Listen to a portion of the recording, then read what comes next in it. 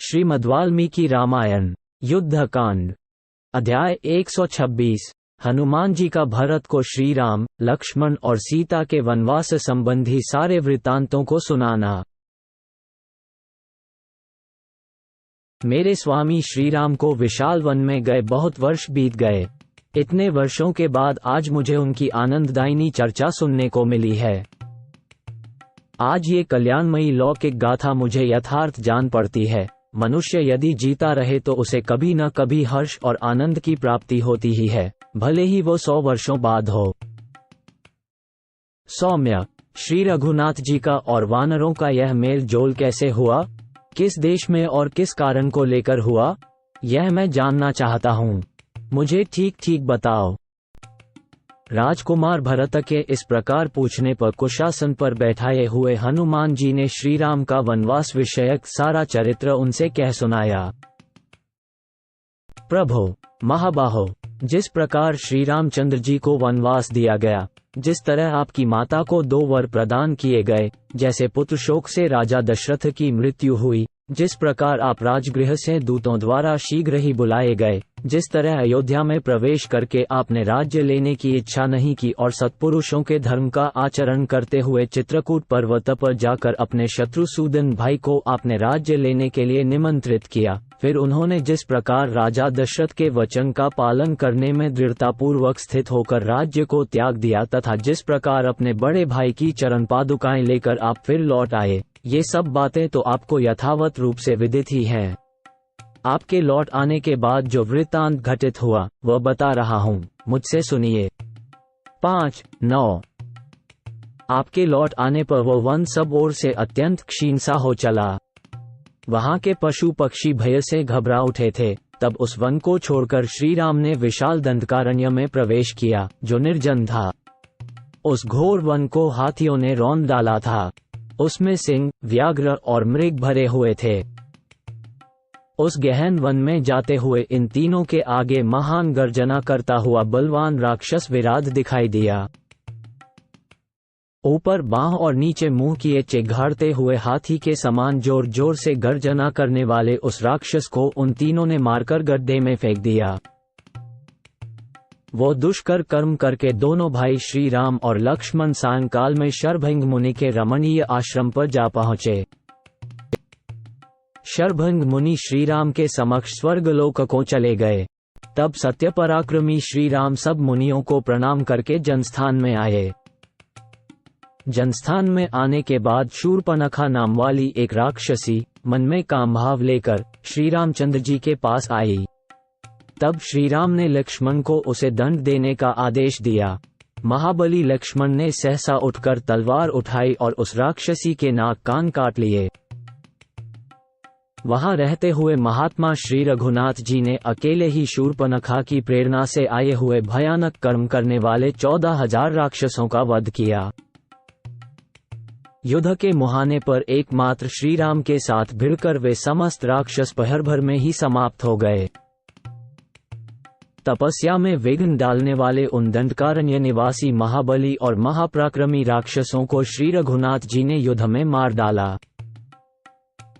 उस रणभूमि में वे 14,000 राक्षस पीस डाले गए, खर मारा गया, फिर दूषण का काम तमाम हुआ। तदनंतर त्रिशरा को भी मौत के घाट उतार दिया गया। इस घटना से पीड़ित होकर वह मूर्ख राक्षसी लंका में रावण के पास गई। रावण के कहने से उसके अनुचर मारीच नामक भयंकर राक्षस ने रत्नमय मृग का रूप धारण करके विदेह राजकुमारी सीता को लुभाया। उस मृग को देखकर सीता ने श्री राम से कहा, आर्यपुत्र, इस मृग को पकड़ लीजिए, इसके रहने से मेरा यह आश्रम कांतिमान एवं मनोहर हो जाएगा। तब श्री राम ने हाथ में धनुष लेकर उस मृग का पीछा किया और झुकी हुई गांठ वाले एक बाण से उस भागते हुए मृग को मार डाला। सौम्य, जब श्री रघुनाथ जी मृग के पीछे जा रहे थे और लक्ष्मण भी उन्हीं का समाचार लेने के लिए पर्णशाला से बाहर निकल गए, तब रावण ने उस आश्रम में प्रवेश किया। उसने बलपूर्वक सीता को पकड़ लिया, मानो आकाश में मंगल ने रोहिणी पर आक्रमण किया हो। उस समय उनकी रक्षा के लिए आए हुए गृद्धराज जटायु को युद्ध में मारकर वह राक्षस सहसा सीता को साथ ले वहां से जल्दी ही चंपत हो गया।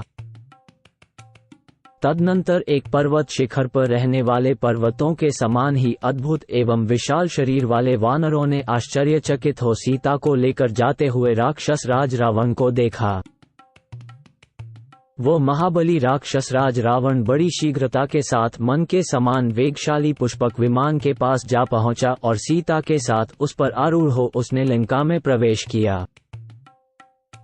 वहां सुवर्णभूषित विशाल भवन में मिथिलेश कुमारी को ठहराकर रावण चिकनी चुपड़ी बातों से उन्हें सांत्वना देने लगा। अशोक वाटिका में रहती हुई विदेहनंदिनी ने रावण की बातों को तथा स्वयं उस राक्षस राज को भी तिनके के समान मानकर ठुकरा दिया और कभी उसका चिंतन नहीं किया। उधर वन में श्री रामचंद्र जी मृग को मारकर लौटते समय जब उन्होंने पिता से भी अधिक प्रिय गृद्धराज को मारा गया देखा, तब उनके मन में बड़ी व्यथा हुई।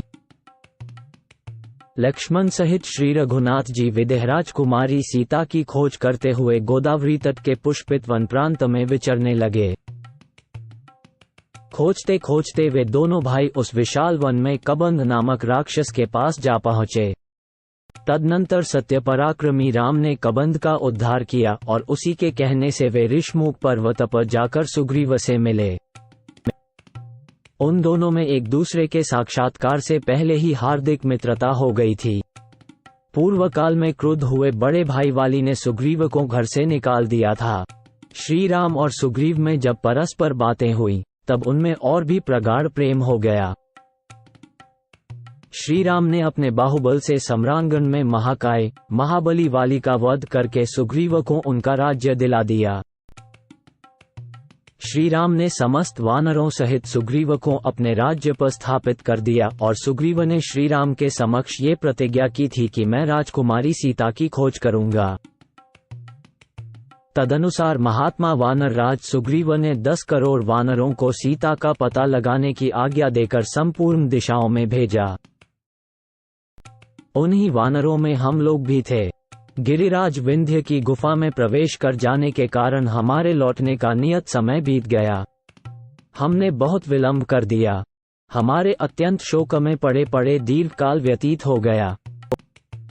तदनंतर गृद्धराज जटायु के एक पराक्रमी भाई मिल गए जिनका नाम था संपाति।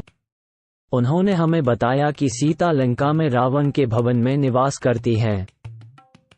तब खमें डूबे हुए अपने भाई बंधुओं के कष्ट का निवारण करने के लिए मैं अपने बल पराक्रम का सहारा ले 100 योजन समुद्र को लांघ गया और लंका में अशोक वाटिका के भीतर अकेली बैठी हुई सीता से मिला। वे एक रेशमी साड़ी पहने हुए थीं। शरीर से मलिन और आनंद शून्य जान पड़ती थीं तथा पातिव्रत्य के पालन में दृढ़तापूर्वक लगी थीं। उनसे मिलकर मैंने उन सती साध्वी देवी से विधिपूर्वक सारा समाचार पूछा और पहचान के लिए श्रीराम नाम से अंकित अंगूठी उन्हें दे दी। साथ ही उनकी ओर से पहचान के तौर पर चूड़ामणि लेकर मैं कृतकृत्य होकर लौट आया। अनायासी महान कर्म करने वाले श्रीराम के पास पुनः लौटकर मैंने वह तेजस्वी महामणि पहचान के रूप में उन्हें दे दी। जैसे मृत्यु के निकट पहुंचा हुआ रोगी अमृत पीकर पुनः जी उठता है, उसी प्रकार सीता के वियोग में मरणासन हुए श्रीराम ने उनका शुभ समाचार पाकर जीवित रहने की आशा की। फिर जैसे प्रलय काल में संवर्तक नामक अग्निदेव संपूर्ण लोकों को भस्म कर डालने के लिए उद्यत हो जाते हैं, उसी प्रकार सेना को प्रोत्साहन देते हुए श्रीराम ने लंकोपुरी को नष्ट कर डालने का विचार किया। इसके बाद समुद्र तट पर आकर श्रीराम ने नल नामक वानर से समुद्र पर पुल बंधवाया और उस पुल से वानर वीरों की सारी सेना सागर के पार जा पहुंची। वहां युद्ध में नील ने प्रहस्तकों, लक्ष्मण ने रावण पुत्र इंद्रजित को तथा साक्षात रघुकुल नंदन श्रीराम ने कुंभकर्ण एवं रावण को मार डाला। तत्पश्चात श्री रघुनाथ जी क्रमशः इंद्र, यम, वरुण, महादेव जी, ब्रह्मा जी तथा महाराज दशरथ से मिले।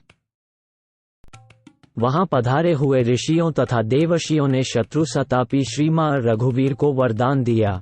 उनसे श्रीराम ने वर प्राप्त किया। वर पाकर प्रसन्नता से भरे हुए श्री रामचंद्र जी वानरों के साथ पुष्पकविम्न द्वारा किष्किंधा आए।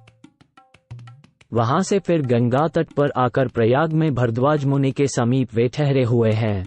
कल पुष्य नक्षत्र के योग में आप बिना किसी विघ्न बाधा के श्री राम का दर्शन करेंगे। इस प्रकार हनुमान जी के मधुर वाक्यों द्वारा सारी बातें सुनकर भरत जी बड़े प्रसन्न हुए और हाथ जोड़कर मन को हर्ष प्रदान करने वाली वाणी में बोले, आज चिरकाल के बाद मेरा मनोरथ पूर्ण हुआ।